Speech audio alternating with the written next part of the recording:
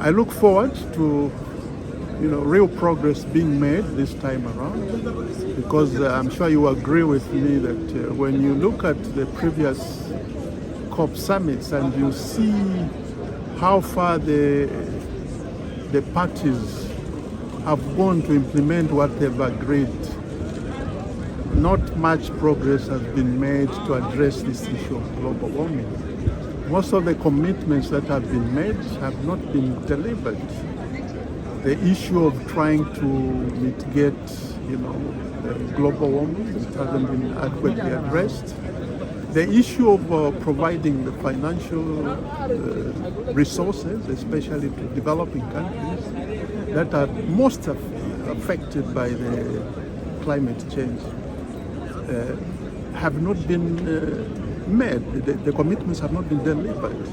So I'm hoping that after this COP28, the various parties will commit themselves and come up with programs to really deliver on their commitments.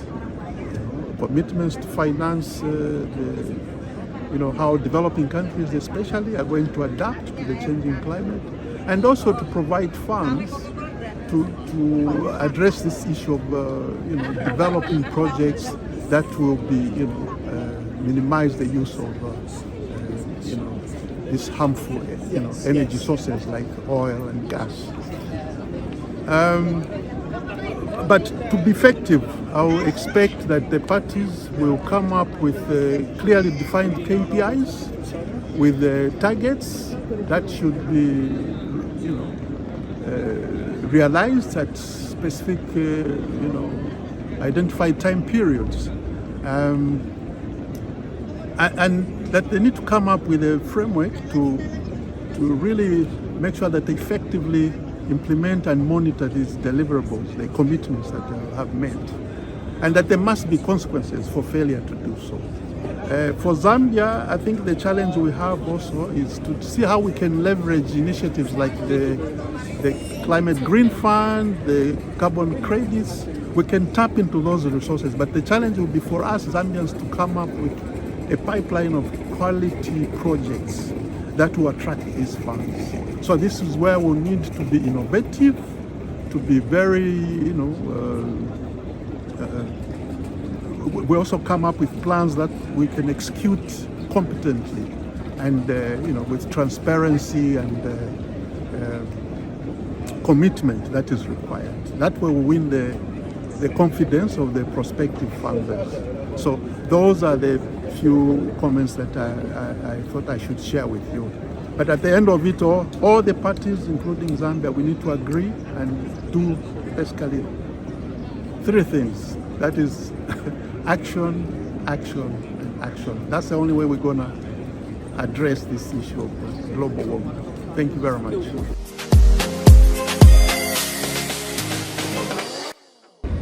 So for us, I think the big thing is ensuring that we've got a lot of what I would call deepening the understanding of climate change. There's a lot of capacity building that we've got that has happened this morning, especially with the team that was represented in Zambia by the many entities that came through. Financial institutions, including ourselves, were present. We saw the likes of the power utility companies being there, civil society, youth and women, actually, as well as farming community represented there. The main aspects that were discussed here today by us were as follows. So firstly, in Zambia, what we are doing is, in terms of impact, we've got the Zambezi River Source reforestation project that basically started 2 years ago now. We've been planting trees. I'm actually going there 2 Mondays from now, not this coming Monday, the other Monday. And the essential thing that we're doing there is to deepen the understanding in terms of what is the impact that cutting of trees would have on the natural environment there. So this is with the local communities. Secondly, it's also about working with the likes of GIZ and WWF to ensure that we, as a community, plus basically the community there, and the Ministry of Green economy and environment. Working together, we basically find means and ways of making sure that reforestation happens, because it's the people that live there that will help us get that forest back to what it's supposed to be. The other thing is also ensuring that we get more partners. That's really part of the reason that we are here. If we can enlist more participants in that project, that will be a big score for us as Stanbic, to get people to understand that it's not just a river. That river drives the hydropower that we see. Most of the hydropower that we see is basically coming out of the Zambezi and the Zambezi river source. We also know that there's agriculture that is supported as a sector out of the Zambezi river. There's tourism. We can't talk about the Victoria Falls without that river source being looked after as well as being protected. The area is so big and difficult to manage. So the other thing that we also need to maybe impress upon is that we need more support on the ground, from the local leadership, which is civil society. I would include obviously the traditional leaders, to continue supporting the work that's happening there by sensitizing the people that live there, as well as more support, as we've seen from a government perspective, coming through to the side of the private sector to allow us to do some of these things. So more coordination is needed at the Zambezi river source. The other thing that we've discussed today is actualizing what happened in Egypt from a Zambia perspective, from a COP27 perspective. What we know is that the loss and damage fund was discussed. What we are looking for in this COP28 is to, for the different parties to agree on operationalizing it. Essentially, that financing is needed for countries like Zambia in terms of damage that comes as a result of floods and things like that. So, looking at some of those things in this COP will be quite important for us. The next thing is financing. We know the central bank recently released guidelines around the green bonds, sustainability-linked loans, and basically financing that is sustainable. So we basically are happy in terms of the coming together of minds that basically was part of that process. What needs to happen now is obviously for us as institutions to basically make sure that we use the opportunity of the framework that has been laid to ensure that those green bonds, sustainability-linked loans, as well as other instruments that could be captured under that, we basically make sure that it comes to life. So financing of some of these projects is key, and essentially we are there to facilitate some of those things that are part of the guidelines that were issued. In a nutshell, there's lots of things that have been discussed today, including I think areas around mitigation and adaptation. It's also important. I think today was actually the opening day, but essentially a day was spent in the UAE. So thank you very much, bro.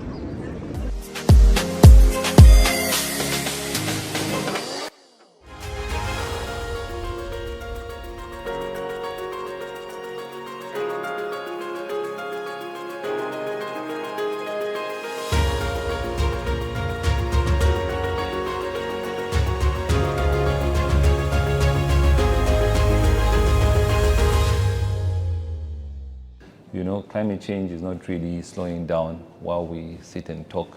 It's happening every day, and I think it's even getting worse. So what is the timeline by which these contributions, this money should flow in the defined quantities? What is the structure of this contribution? Are we saying plus 100 billion by what date? Who's contributing? That's something that is key as well.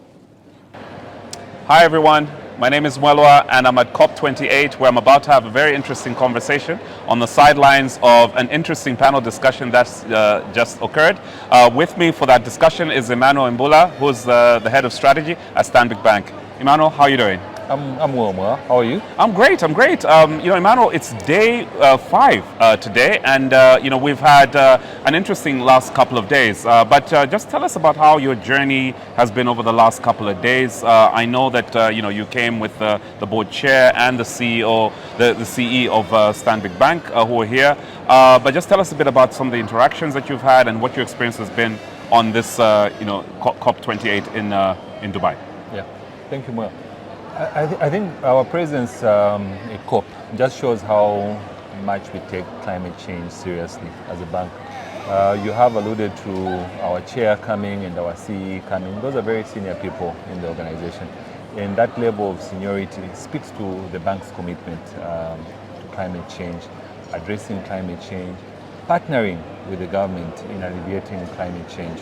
So during the time that we've been here, we've had quite a number of engagements with people from the government, with people from state-owned enterprises, with parties from the private sector in Zambia, as well as colleagues from outside Zambia.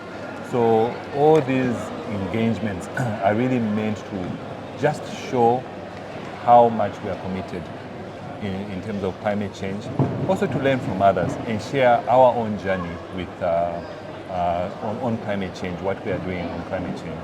Absolutely, Yeah. absolutely. And we just obviously came out of a panel discussion that you had that was centered around the youth. I just wanted you to tell us a little bit about what your key takeaways was from that panel discussion, considering that you're in charge of the strategy of the bank and how all of it comes together around climate change. Yeah. So coming out of that, one key thing that came out is the youth want to be involved.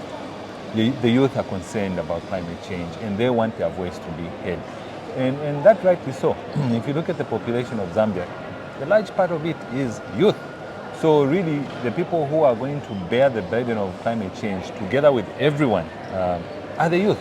So being in that discussion, there is a number of concerns, to say, look, we want our voices to be heard. This is what we want to be addressed and so forth. And I was very impressed because these are young people, but when you hear them articulate issues, they were able to articulate issues about finance, which are complex issues, but they were able to break them down in very simple ways. And another thing that I took out is that the youth are very optimistic. So talking to them, listening to them, they are very ambitious in what they hope to see. And for me, that optimism is very important. We can't approach this discussion on climate change and so forth with pessimism. I know there have been a number of roadblocks and things that were promised that haven't come through, but we still need to believe that, with time, everyone is going to pick up their share of the burden and we'll see an improvement in terms of commitments and what everyone needs to do. So it was encouraging, and I would encourage our youth back home to be involved. You don't always have to come to the COP, but within the Ministry of Green Economy, with the various fora that the government provides, that the various youth organizations provide for you to input, take advantage of those things. Register your views, and I can assure you those views will be adopted. And when the government comes here, sits in these high-level meetings, those views will be sort of shared with everyone here. So don't lose sight of it, own it, and it's part of what we need to do. We look forward to a point where we'll see this money flowing through our community so that our farmers in Eastern Province, our farmers in Southern Province who are affected by drought and El Nino and all those things, finally start getting the relief. Yeah, that's the exciting thing about COP and the exciting thing about the progress that is being made. Absolutely, and obviously it does breathe some air of optimism. So I'd like to thank you for taking time out to talk to us, and we wish you well in the rest of the deliberations. Thank you very much. Thank you, Moya. Greetings everyone, my name is Cedric Chuma for Financial Inside Zambia here in Dubai, the UAE for COP28. Right now I'm joined by Stanbic Bank Zambia, Head of Corporate and Investment Banking, Helen Wamba. Helen, how are you doing? I'm good, thanks Cedric. So you've been here for 6 days now. Yes. How's been your experience with the COP so far? No, it's been very interesting, I must say, and there's been a lot that's come out of it. So just to give a brief recap, 6 days ago, the first 2 days were really covered by heads of states coming into COP28. So we got an opportunity to also meet our president, our president who came into the Zambian pavilion. And also, we also had our own chief executive and chair do presentations in the Zambia pavilion. But after that, there's been a lot of activities that we've seen with Zambian institutions in the Zambian pavilion. It's actually been quite well attended. If I see what's happening in the other country pavilions, I think the Zambian team has really got to grips with what needs to be done. Because you can see after the sessions, the groups getting together. There are people who are spending long nights with being part of the negotiation groups and spending long nights into those sessions. And some people who came long before COP28 started, who've been working very hard behind the scenes to just make sure that we get the right outcome out of this COP. So the early part, heads of states, activities in the pavilion, but we've also, over the last couple of days, been able to meet institutions, other organizations in terms of partnering with what can be done as a financial institution, where we can partner in bringing solutions that actually help with the issue of climate change. And then the 2 days into COP, we saw the big announcement with regards to the commitments to the Global Climate Fund. 100 million has been committed by specific countries, specific amounts. And I think this is the first time we're getting closer to actually making some dent into the 100 billion that was committed years ago. So a lot still needs to be done in terms of getting that climate fund to deal with the loss and damage issues, as well as adaptation initiatives that need to be done going forward. You mentioned partnerships, and how important are partnerships in the context of climate financing, and what are some of the key initiatives you've seen or have undertaken as a bank under this particular realm of climate financing? Yeah, partnerships are key, because as banks we are not going to be experts in everything, but we have seen organizations that have grown and have been in existence in different formats. And because of the evolution of the whole climate change and the impacts that that's happening across the globe, a lot of these organizations have either morphed into trying to address these issues, or have sprung out of that and have become experts in terms of making sure they give the right guidance, the right advisory into various areas. Some of the partnerships I can point to, for example, is the WWF, who've been in existence for decades, and they are very well attuned. They've got the technical know-how in terms of how to address some of these issues, and we are partnering with them in the Secure Zambezi initiative, which is to try and address the degradation of the catchment area around the Zambezi. So that is one that we are absolutely committed to doing and fulfilling. And to date, we've had thousands of trees planted there, and we'll continue to push initiatives so that we can bring attention to the catchment area for the local people, as well as bring in the funding that's required to restore the area. Other partnerships can also be in the form of funding. We know that the issue of raising bonds, green bonds, for example, is one where financial institutions can play a part. As the Standard Bank Group, we have got the expertise and the experience of doing this across the globe, and that is something that we in Zambia are also looking to replicate. And Bank of Zambia has also issued the guidelines now for Zambia, which makes it even better for us to have a framework which we can partner with our group in terms of trying to do the same thing in Zambia. So that's something that we're looking forward to definitely for 2024. Yeah, Helen, it's been a pleasure having you. Thank you so much. Okay, thank you, Cedric. And it's been a wonderful COP, a lot to take away, a lot to go home and just put our heads together in terms of the learnings that have come out of this and the actions that follow through. And looking forward to seeing you next year. Yeah, definitely. Okay. Enjoy the rest of your COP. Thank you. Thank you. Bye.